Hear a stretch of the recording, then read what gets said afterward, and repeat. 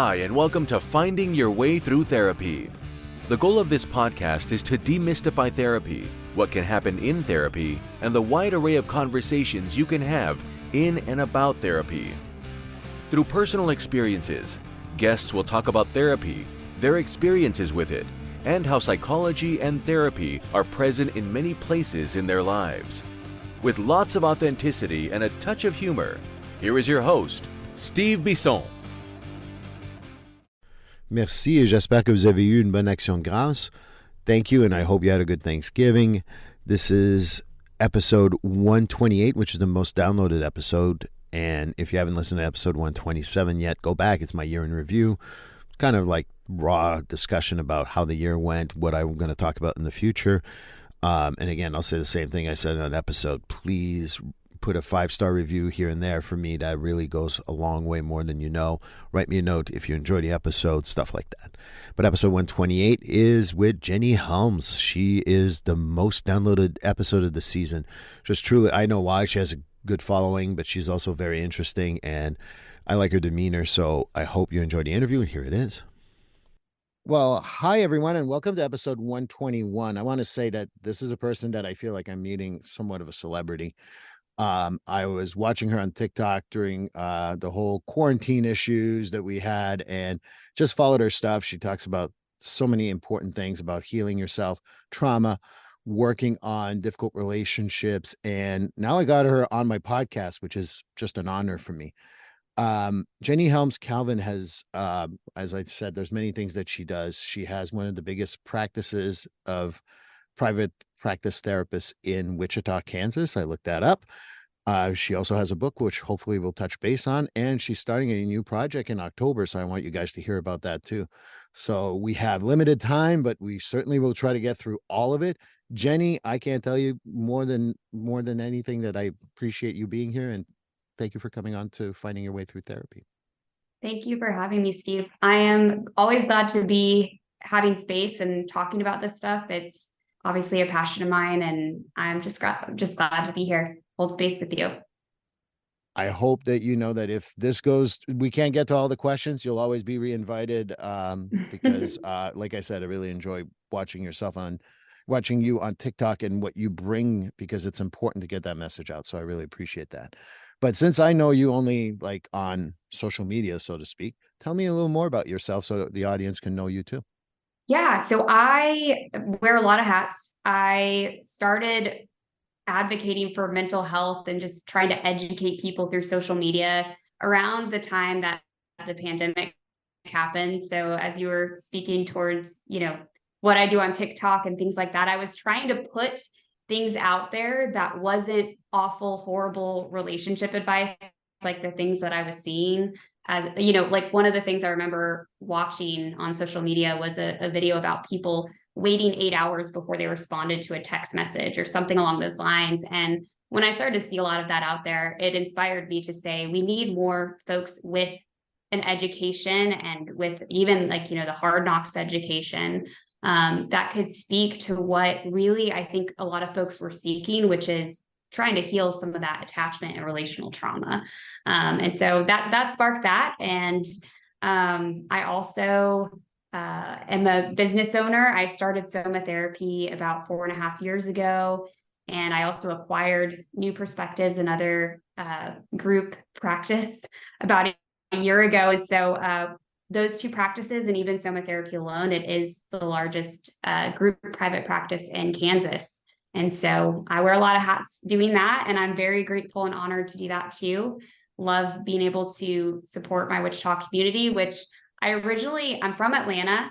And when I first came here, I remember thinking I have a 2-year game plan to just get the heck out of Wichita, and had a totally awful attitude about it. And so it's funny how now I'm here 10 years later, and not only have I grown roots, but I really come to love and appreciate the community here and really wanted to make an impact. So it's funny, I came here being like, when the heck can I get out of Kansas or get the heck out of Dodge, right?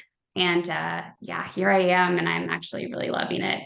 So I wear that hat as well. And I also see a couple of clients that I haven't really taken on new psychotherapy clients in a while. And so that really encouraged me to create a project where I could work with a few more people, not doing as deep of trauma work that I do with my clients one-on-one as a therapist, of course, but in the coaching setting and kind of transitioning into ways I could connect with people in that realm.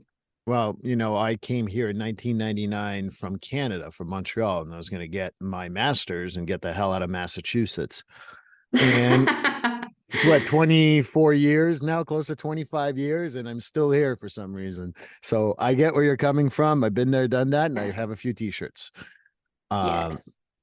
love all your work. I certainly, I said biggest in Wichita, I meant Kansas and Atlanta. Yeah, it must be hard to leave Atlanta sometimes, right? I mean, you still have family there, or? I do, although we're a bit dispersed across the country now. I now have family in Seattle, and there was some in Texas. I actually moved back to Atlanta, but yeah, and in Florida. So we're all over the place. But I would say the bulk of my family still lives in the Southeast, still lives in areas around Atlanta. One day I will visit Atlanta. I promise. My daughter wants to see that Coca-Cola museum. I'm just going with what she says. I'm sure there's a lot more interesting things in Atlanta than that, but hey, I'm sure that's interesting. Yeah. Well, and if you guys go, random side note, the aquarium is right next door, and the aquarium is pretty neat. So if y'all are into that, kind of hit up both. Yeah, I am definitely an animal lover. So we were talking about that prior to getting on. But one of the standard questions for finding your way through therapy is because we want to educate people around therapy. So the question I ask every guest is, have you ever been in therapy? Yes. Yep. Actually, I started therapy as a teenager, and I would say the first four therapists, and it was probably the space I was in, to be honest, mostly, I remember thinking were just terrible. They were awful. I remember thinking it was dumb and therapy was dumb. And the one smart thing about it was that they had convinced people to come and spend their money on it. And I was like, that's pretty smart to just, sit around and talk to people and take their money. That's pretty great. But as a teen, I had an awful perspective until that fifth therapist that I, to be honest, was kind of forced into because I struggled with an eating disorder in high school. And that was right after I was my first hospitalization. I found a therapist that I really connected with, and she changed my life. And without being too dramatic, I mean, in a way saved it because of what I was doing to my body, but also just from a psychological perspective, I don't think I'm the same person from the mental health perspective and how I've been able to navigate my relationships in the world because of that experience. And so that was truly transformative for me. And I'm a therapist that believes in ongoing work. I still go to therapy. I still am working through certain pieces, and in different phases of my life that might look different as far as the frequency or intensity of it. But I am currently still in therapy, and I am so grateful for the work I'm doing. It's a journey. It really is. Without it being that cliche, it truly is a journey. And I have no weirdness or shame about sharing that with folks. There's no weirdness or shame to be had. I mean, when you go to your medical doctor for your annual physical, you don't go in with your hat on and glasses on. You just walk in. And I consider Right. mental health the exact same thing. One of the pushes I make too, so we're on the same page too, is I have a few clients who are every 3 months, every 6 months, and they call me their oil change. I check in if everything is good. And if it's not good, then we stay a little longer, and then we go on and we move on with our lives. I think mental health has to be seen as physical health too. And I'll say that until everyone believes me. Yeah, for sure. For sure. And I think that there are different depths that people want to go with that as well. And I honor that. There's going to be things that work differently for folks. And I know for me, I'm a very deep diver, whether, for better or worse. Sometimes that is actually a pain in my own ass, but but I'm a deep diver. And so I'm definitely doing some deep work even right now, and seeing how that has been manifesting in my day-to-day. And it's pretty crazy to think that journey. I know there have been several points in my life where I was like, I'm done with this. I'm good. Like everything's good. And then life will happen. And I even had a recent trigger about a year and a half ago come out of the blue, where I'd had probably a 7-year span of not having that type of anxiety or mental health symptoms arise for myself. And then it just kind of came out of the blue. And I was like, all right, there you are. I got some work to do. So here I am on that journey. Well, I think that you're right. Mental health treatment is a journey. And we go in with different attitudes. Sometimes we have people who need immediacy and some people need deep divers, and that's okay. The other part that I talk about in my podcast and in my life, not every therapist is everyone's cup of tea. I'm not everyone's cup of tea, and that's okay. There's nothing wrong with that. There's a bunch of us. Go to someone else. I may not be the right gender. Maybe I don't have the right look. Maybe I'm triggering. I don't really care. I'll give you someone else. And that's important to know that there's, I'm going to break a wall. There's not just me and Jenny as therapists in this world. I hear that somewhere. I read that somewhere, and we got to remember that. But I think that people misunderstand also therapy in general. Like I still have people to this day, and I work with first responders that literally tell me, I thought you're going to lie me down on the couch and sit on the top of the couch and ask me, what my relationship was with my mother. Can you tell me more a little about what do you think people misunderstand about therapy at this point in time? Like, it's 2023 and there's still a lot of misunderstandings.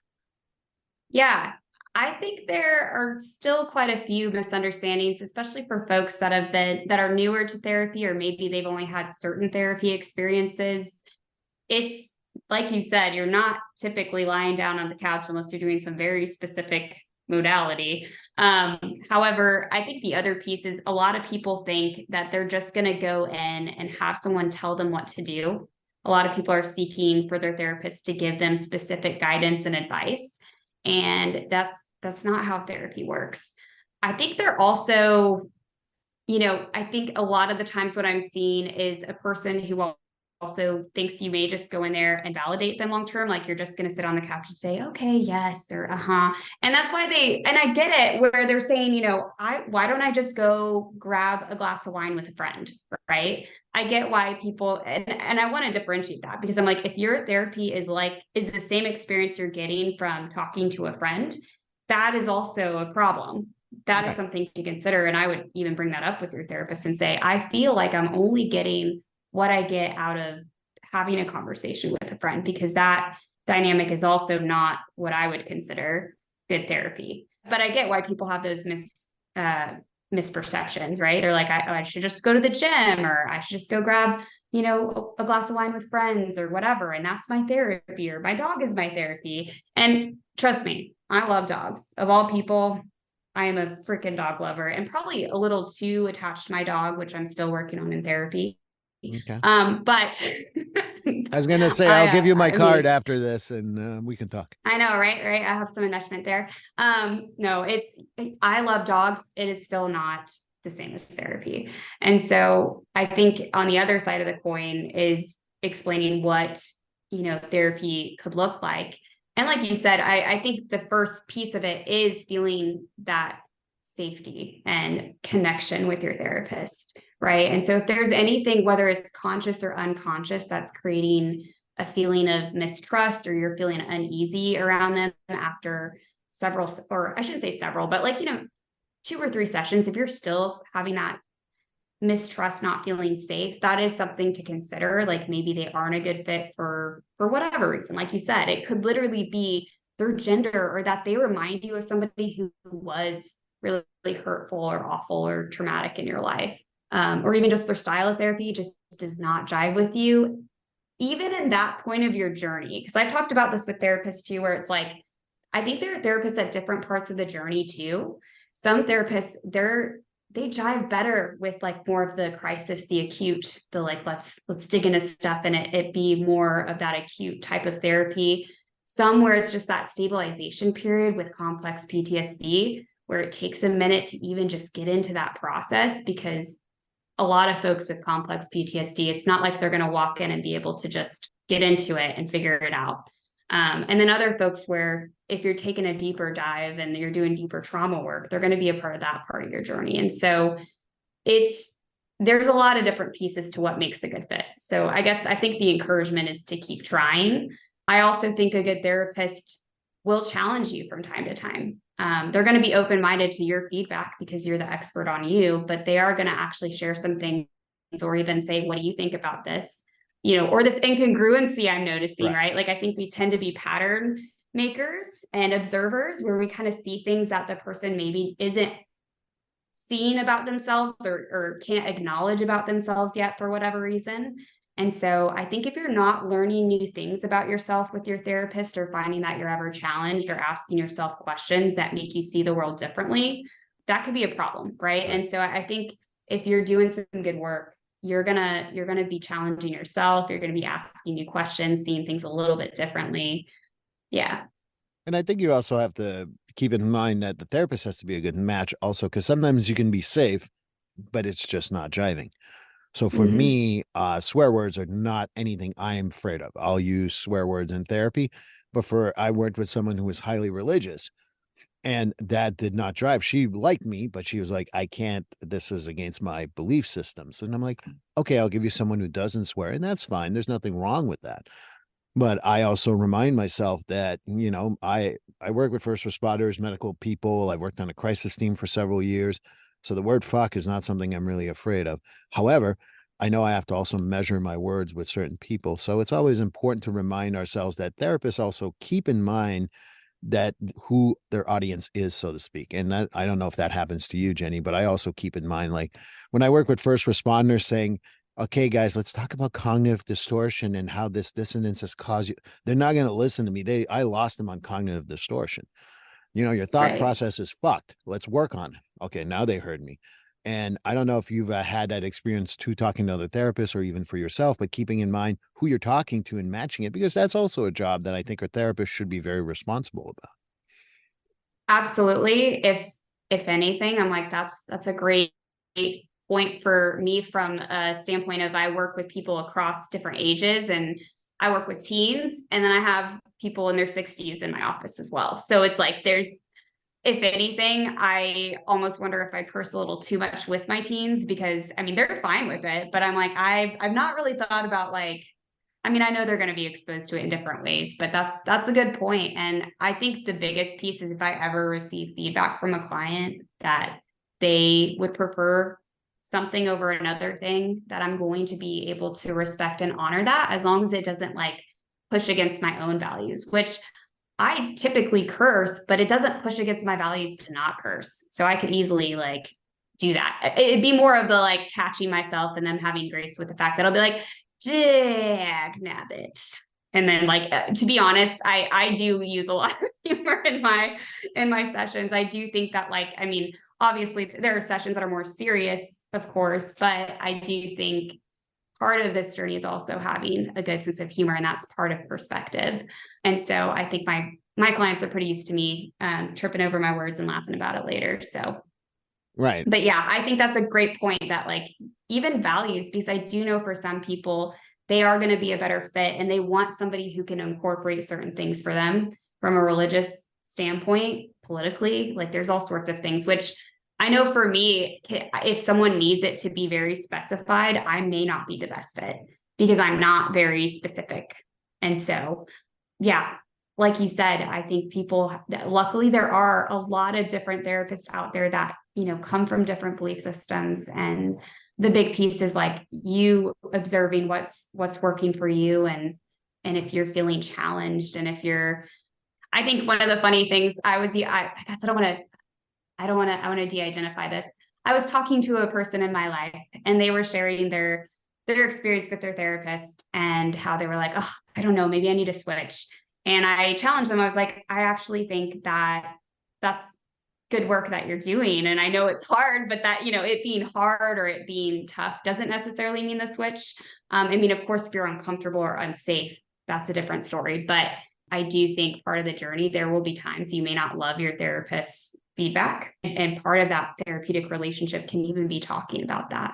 And so I always encourage my clients. I'm like, I even like preface it in the first session. I'm like, there's probably going to be some point in this process where I piss you off.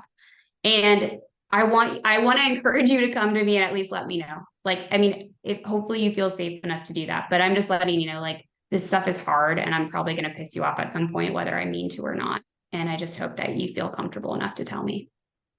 I'd say that pissing any client off is probably the best place for change. Frankly, that's just my 2 cents. And for me, it's always important. Like I tell my clients, I'm going to work harder than you to get you engaged. But after session 3 or 4, you tell me if this still works, but you're going Yeah, to bring your stuff. It's not always my job to go, okay, we were talking about trauma. No, you got to bring up your stuff because it might be an immediacy. Oh my God, my partner asked for a divorce. Well, right. working on your trauma at that point, probably secondary to that. And making sure that the client is an active participant. You know, you talked about safety, authenticity. I also think about active participant.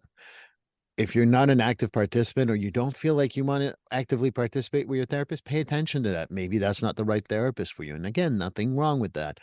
But keeping all those things in mind is so important. And, you know, I coach, you were talking about language. I coach my 12, 13, 14-year-old girl. My daughter's 13, but they're 12 to 14 in my group. So when I coach, sometimes I go, that was believable, isn't it? And isn't that great? And I know I got to be careful of what I say. But in session, I Uh, mean, with adults, most of them, I say, if a swear is a problem, you let me know. But ultimately, I will swear. I will not be trying to show off that I'm swearing. It's just that I swear. And most people are receptive to that and definitely talk about that. And I think that this is a good transition when we talked about safety, authenticity, good match, and all that. You know, we need to figure out what helps people heal. And I wonder what's been your experience as to what helped people heal. I think we talked about safety, we talked about the authenticity, a good match. Anything else that you can think of?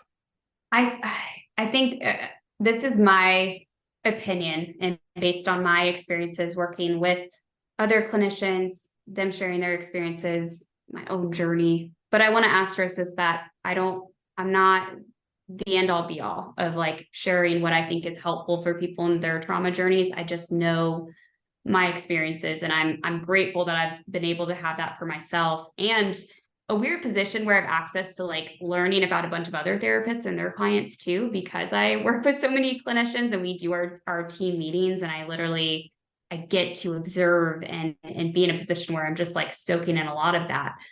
I think the biggest pieces for folks to understand is that it does what I see being long-term change is doing deeper trauma work. And the reason I say that is I don't want to dismiss behavioral change and like, brief focus solution work. I think it has a purpose and it serves really well for the acute changes. However, I've seen how people transition where they may heal one part of what they're doing or their behaviors or symptoms and then transition into something later on if they're not really addressing the root of it and they're not really doing the trauma work, is what I would call it at least. And so I'm a big believer that if you're wanting long-term change, you've got to do trauma work. And when I say trauma work, I'm talking the deeper EMDR, IFS. I mean, there's all these Can you different explain what modalities. Go ahead. IFS is? You're Sorry. right. Sorry, I'm doing all the ABCs of I, our fields. You're I, absolutely right. I am a big fan of acronyms. It makes us easy for me and you chatting. And this just tells me that you forgot you were on a podcast, which makes me feel even better. But Yes. however, we got to think about the audience and EMDR. I'm a EMDR practitioner, eye movement desensitization and reprocessing. And Yes. Thank you. and I love that. And IFS stands for, Internal family systems work, yeah. which is like jargon for like doing.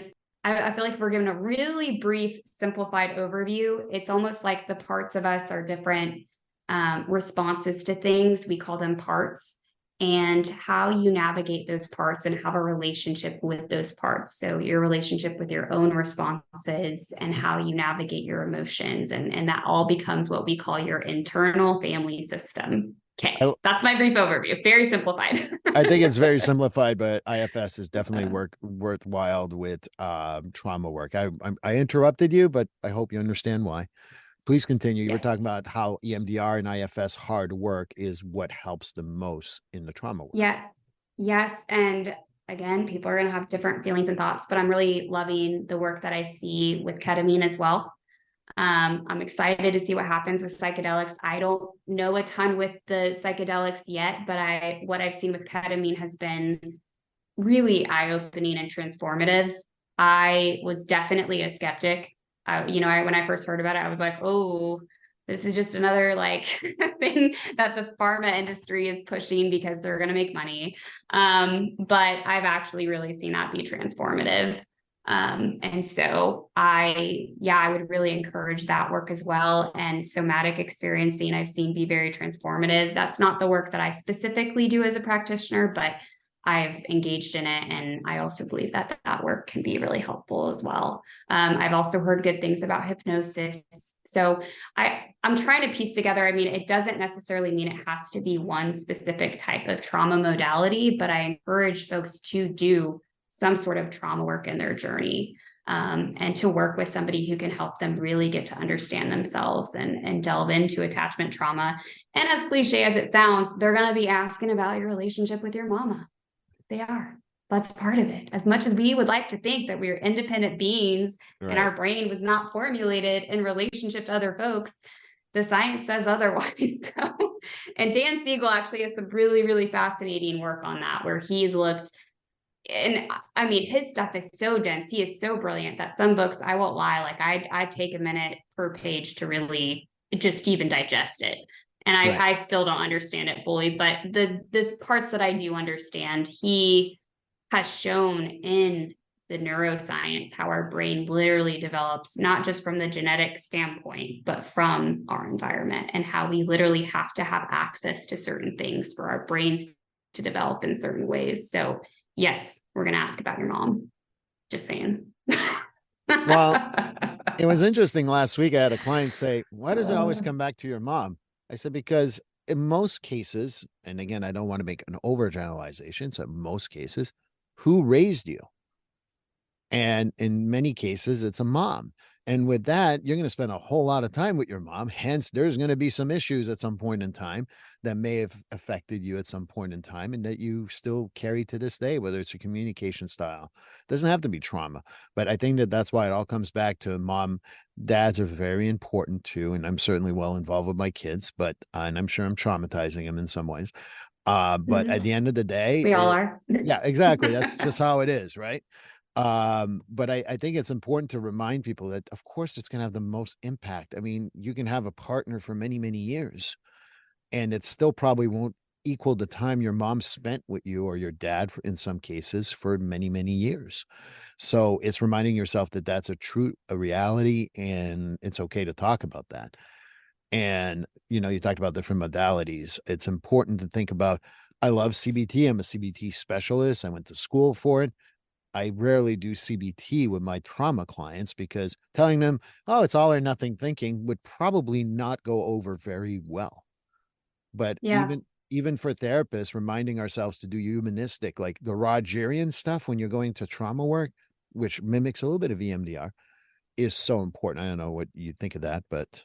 Well, I'm not super well versed in Rogerian, even if I accidentally use it, if that makes sense. So I don't want to speak to that.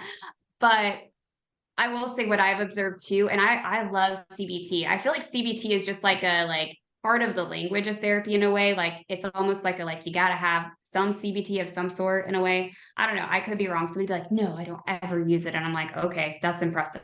I definitely use it. And I think because I think it's part of the education of our brains, and like from the top down approach, I think it helps people like in their brains, when they're starting to do the work, especially if they're I'm trying to make sure that this is like the right kind of language, that people would understand that aren't therapists.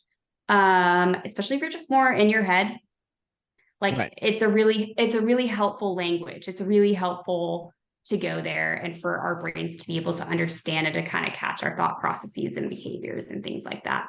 However, where I see it lack, at least in my experience, and clients have been when the nervous system gets involved, and you could know better, but your nervous system still takes over.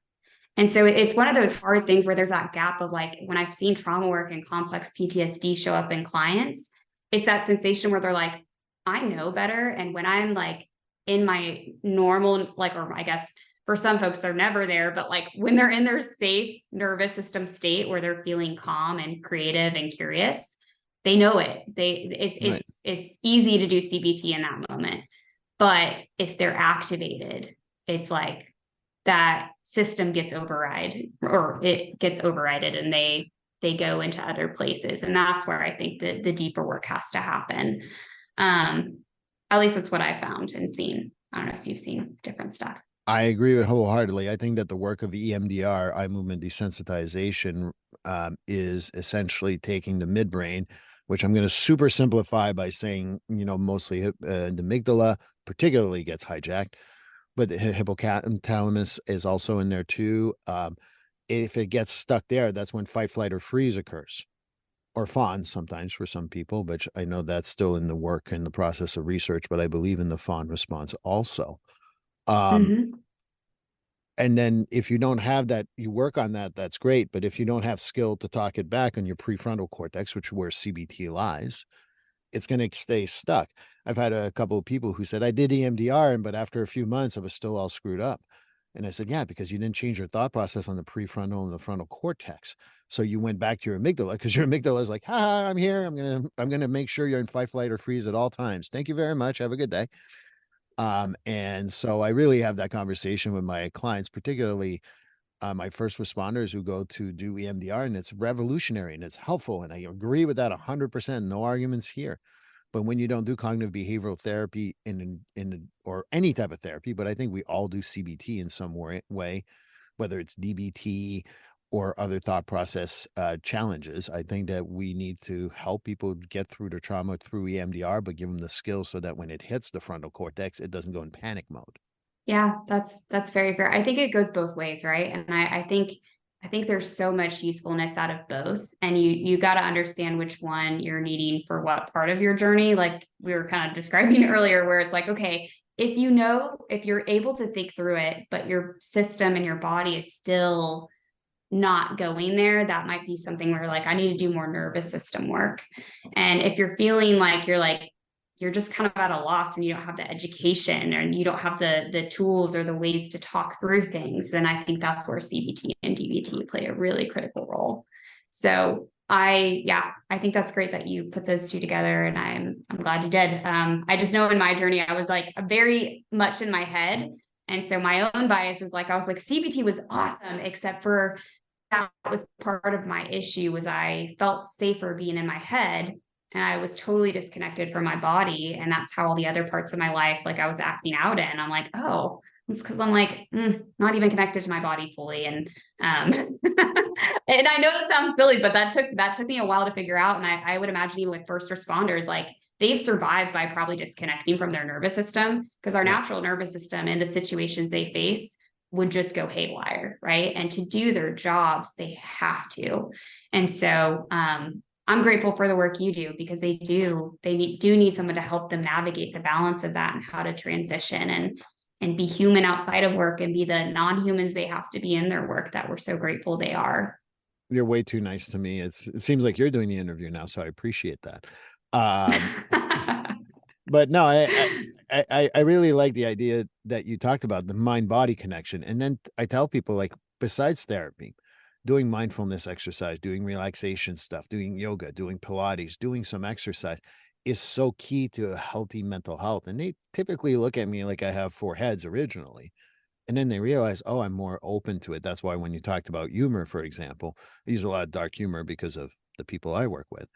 And because they use that humor, it opens up those thought processes, and it actually helps to have dark humor. So what would be very offensive to a whole lot of people if I repeated half the stuff I hear, they don't realize that humor really changes the way the brain processes the whole information that happens. And then we add physical activity, whether a walk, and we talked about all that, but literally taking a walk and being mindful during your walk is easy to do, makes it so much easier for your brain to process anything you heard in therapy. Absolutely. Yeah, I think we can't forget about the biochemical parts of ourselves too. I feel like that's what you're speaking to. Like if someone has anxiety and they're drinking Mountain Dew all day, I have nothing against Mountain Dew, but if you're like constantly on stimulants, something that's going to be triggering your nervous system, and you have anxiety, like you're not really working for yourself, right? You're working against yourself. And I don't have great metaphors for that outside of like, typically I think of it like an athlete. Like, I mean, they could have a garbage diet and still perform out in the field, but they're working for themselves when they have something that's fueling them. And like having all those pieces in play, just like, when you think of those professional athletes. I mean, I know we're not like going for that, but like we are biochemical creatures. We have to consider our environment and how we're moving our bodies, what we're putting into it, all of those things. I think that the other part that I talk about body stuff is that, we were laughing before the interview and having a conversation, and you relaxed. And I do this with all my guests. And then I also might make people forget there's a mic in front of them and there's a podcast going on, because that's when we can be ourselves. Once we're overly stimulated or over conscious of where we're at, we tend to go, and then it's a fight, flight, or freeze. And I've had that on a podcast guest a few times. And, I'd be like, tell me about yourself. My name is, and I'm like, okay, we got to start over. Relax. Just be you. There's no microphone. It's just me and you. Who cares? If there's 2 people that listens, that great. I have more than 2 listeners, I promise. But if 2,000 listen, that's even better. And if it's 20,000, even better. But right now it's just me and you. There's no one else.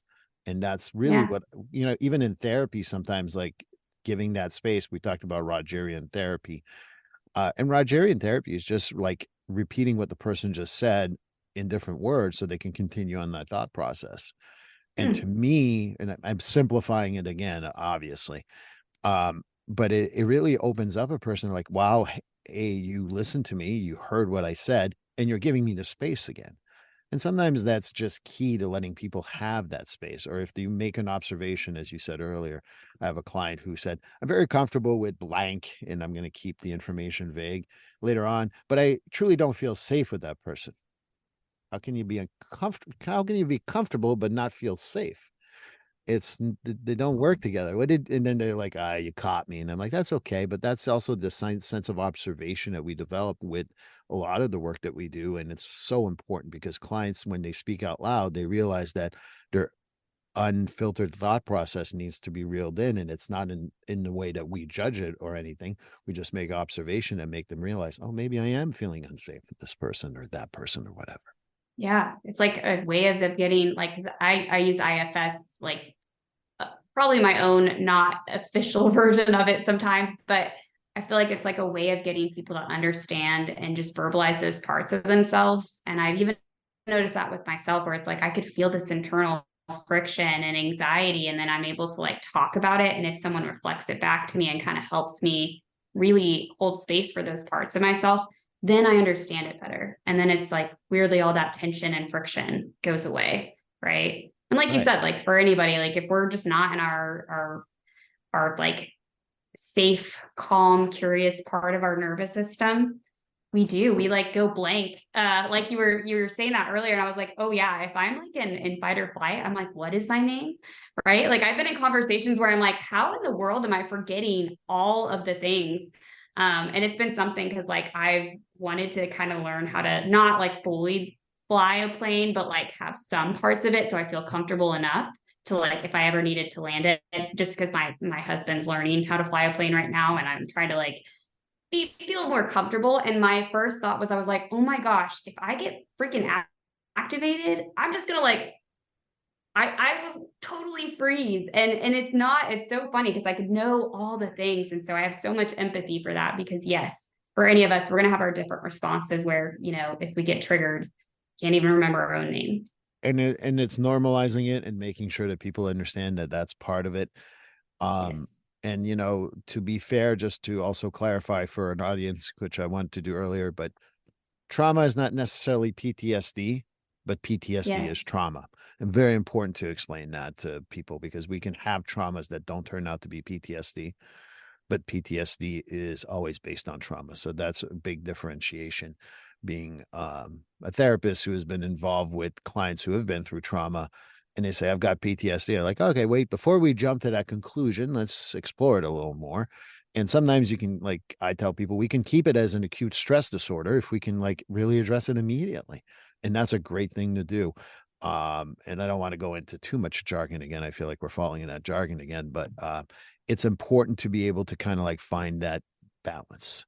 And when we think about trauma and that type of work, we really think about therapists. But I know that you are also going into coaching. And one of the things that I always kind of like want to remind the audience is, what's the difference between therapy and coaching? I'm a coach too. I do therapy also. but what's the difference between the two? So I'm glad you brought that up because that is a common question. And I mean, feel free to interject if you have more to share on this subject as well. I will, don't worry. Okay, great, good, wonderful. I would say, based on my experience and how I address it, I don't do the deeper trauma work in coaching. Like for me, coaching is more about educating folks, about empowering them, about going over certain topics and things that I'm like, these are the themes and the things that I see come up in this area, and let's talk about them and have education around them. And there will be at times a bit more directive than therapy work. Like therapy work, typically you're really going to be like, we are not telling you what to do ever. Really, hardly ever, I should say. Asterisk. But coaching is more we'll talk directive, afterwards. more. I do that. Yeah. It's all good. I mean, I think you can challenge people and say, here are your options, right? Or you could share things like that. But I think you're, at least as far as the therapy work I do, I never tell people you have to do this unless it's like a boundary of like I've had to do that sometimes with my eating disorder clients of like, you've got to, like, if they need a higher level of care, things like that, right? Like if it's safety, I will become directive. Does that make sense? If it's safety, if I'm like, hey, 100%. We got to call abuse, I will call that out. That being said, with coaching, I think it could be a little bit more directive and educational. It's going to be focused on more of the surface level. And if you're delving into trauma work, that's where you really need to be working with somebody who is licensed and in a therapeutic setting. And I would encourage that. And I'm not here to say people can't do some version of like moderate trauma work, I think, in outside of therapy, but I think it's safest to do it in a therapeutic setting with a licensed professional with trauma experience. I remember say? Oh yeah, I agree with you 100%. Yeah. I think that what you're saying too is what someone once said on this podcast, and I wish I could remember who it was because I like to give them credit. But they're like, therapy is a lot of like retrospective. How can we deal with that? Or how is it affecting you today? Where coaching tends to be, in the future, what can you do now? What are you going to do to set your goals in the future and boundaries? So I always like that definition too. I think that takes in a lot of what you said about educating and empowering while also looking future, because you're not sitting there in coaching going, all right, well, tell me more about your relationship with your mom, because that's not exactly what coaching is. So yeah. You're not getting like as specified and going deep one-on-one with someone doing that. Like it's more of a like, I will say in coaching, I have been like, hey, we're going to look at this to see like what you're doing moving forward, but it's not going to be the same as like, we're going to go back and like get to the roots of that and heal that specifically and use this modality. Yeah. I remember one of my professors used to draw a circle, and what therapy is to dig deep into the brain. Where coaching is a lot more like superficial, but also moving you forward. And he's like, and friends will just keep, not even like they'll let you go in depth, but I'm not going to fix you. And I joke around with my clients, who are like, oh, we could be friends. I'm like, well, first of all, I'm a paid friend. So, no offense. Number two, I always say like, remember that if we are friends, that means you got to listen to my shit too. And they're like, oh no, I don't want to do that. I'm like, so are you ready for that? Right, exactly. And usually most people are like, oh, I don't want to hear that. I'm like, okay, so then we'll continue doing this. We'll be fine. It's a good way to set the boundary, but also to explain in a laughing manner so people really like relate. 100%. 100%. That doesn't mean, I'm grateful that I do tend to like love and enjoy most parts of my client. And I'm not like non-human where I don't have parts I don't love, like we all are. But I will say, like, you do get to have that like specific insight into that person's life and get to see all the cool parts that other people don't get to see sometimes, right? That being said, we are not friends. But it's funny how much I'm like, I do care for them. And I feel like I get to see the cool things even sometimes their friends don't get to see about them. And see, yeah. Anyway, it's cool. Yeah, for sure. For sure. I always, it's an honor. And I think I don't know how you do it. I share a little bit of my life, but never to make it about me, but to put it parallel to their what they're talking about. And they're like, Yeah. oh, okay, that makes sense. Or if I have another friend or whatever who went through, and people are like, oh, that's good that you share that. And I'm like, again, we're not friends, and I don't make it about me, which is the other part about therapy that's very important. If the therapist sits there, let me tell you about my crap today, you probably don't have a good therapist. Yeah. You should charge them. Not only get your money back, but be like, all right, let's All talk right, about my fees. I blocked the credit card. Thank you very much. Thank Uh, you. but but as we get close to the hour, I know that Mhm. you wanted to talk about your new project, and I'm very excited to hear about it. Can you tell me more about your virtual coaching group? Yeah, so we're actually getting that started really soon. I think it's next week or the week after. I have to talk to my gal who's helping me with that. But we are doing a virtual group. And the reason I wanted to do it that way was I found that there were a lot of folks that were like, is there a way I can work on this thing? Or do you have resources for this thing? And over time, I just found that there were so many folks, and a lot of people were actually asking to work with me too. And not that we're going to be able to do therapy work, but I wanted to give them something where they could meet weekly. We could talk about these different themes and topics. And what my hope is that they will take that and they will do deeper work in the ways that work for them. Like we can go over the surface level, we can go into these topics in a safe community, and you can go and do that deeper work. And that it's affordable. That's the other piece too. If I'm able to do it in this group platform, it becomes affordable because I know that that can be a barrier for folks. I know in our community as well, just getting into somebody right now has been a barrier for folks. There's a lot of underserved communities Yeah. in the mental health space. And so, again, it's not to replace therapy, but to be a part of that journey and education and helping people along the way. And that way they can know specifically, like when they're looking for resources, what do I look for? How do I get it? Where do I need to delve deeper? Because I think half the battle for folks is even just recognizing the spots that they're needing work in. Like we all have our blind spots, and as we Right. go through stuff, we're like, oh, that isn't normal. Like no one talks about it. So until it's really part of that discussion and giving people resources along the way that they can use to help them in these different areas of their life, specifically the areas we're going to be talking about are relationships. We're going to be talking about money. We're going to be talking about sex. We're going to be talking about all those spicy different topics that can have their own like baggage and taboo and even addiction. I say addiction, but I use that word broadly to say anything in our lives that is causing dysfunction in other areas. So that could even be things like being addicted to our phones, which, not all of us want to talk about, but let's talk about it. What are you talking So about? we're going to be covering all those different topics. Exactly. He's holding up his phone. Oh, it's on YouTube if As you want we to go both have check it our out. phones like 12 inches from ourselves, right? We're like, oh, hey, here it is. No, but just to speak to that. So yeah, so we're going to be delving into all those different areas and just wanted to give a safe educational space for that. And I look at your social media stuff. It definitely shows all that education, that work that you want to do with them. So you're the perfect person for that. Number one. Number two, I love group work for coaching because then it brings people to, oh, wait a minute, Laura's going through it too. Johnny's going through it or whatever. I mean, I'm making up names here. And they might also bring up something like you're there sitting as the group leader go, yeah, I'm going to say this. And then someone brings up a better point. Well, you'll go, oh shit, no, shut up now. And it's good to Yeah, have that coaching from a group perspective, in my opinion. I agree. Because and even sometimes people will share something that maybe your brain wasn't ready to quite share. You know what I mean? And not just like from a like you feel shame, like that's one part, but the other part is sometimes there have been things that have been unlocked for me that I'm like, I didn't even know I struggled with that until you said it out loud. And I was like, ooh, I feel attacked for what the kids say these days, right? I feel like that was about me. And it's so crazy how that works. And so you're right, like in the group setting, you set yourself up for that environment where you can see things that your brain is not letting you see. And you can take the shame, the stigma, you can learn from other people and being like, oh, that's perspective. It's great. And I'm 48. I'm allowed to call people kids at this point in my life. So just for the record.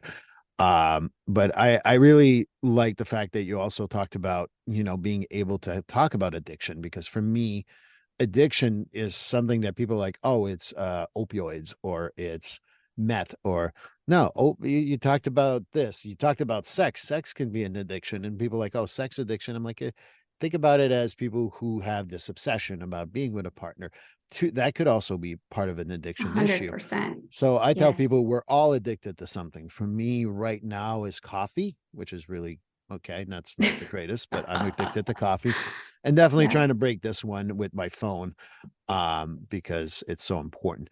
But Jenny, as we wrap up here, I want to know, how can people reach you? I'm going to put all the links in the show notes, but how can people reach you, especially for that group? Because I think that's going to be important.